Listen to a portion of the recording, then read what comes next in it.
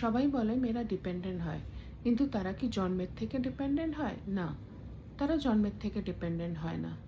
তারা ছোট থেকে শেখে ডিপেন্ডেন্ট হওয়াটা। They rely on others for every decision. কী নিয়ে পড়বো, আর্ন করবো কি করবো না, আর্ন করাটাও একটা অপশন। যদি বা আর্ন করে, the money gets controlled by the family.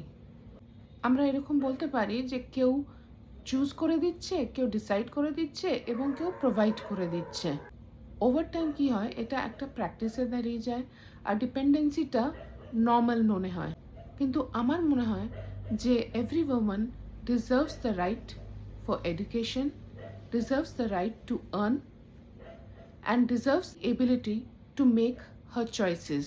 তো ইন্ডিপেন্ডেন্স মানে এটা নয় যে ফ্যামিলি বা রিলেশনশিপকে নেগলেক্ট বা রিজেক্ট করতে হবে। এটাই বলতে চাইছি যে নিজের ডিসিশনের উপরে নিজের চ্যাপ্টারগুলোকে তৈরি করা লাইফে, that should be the capability of every woman.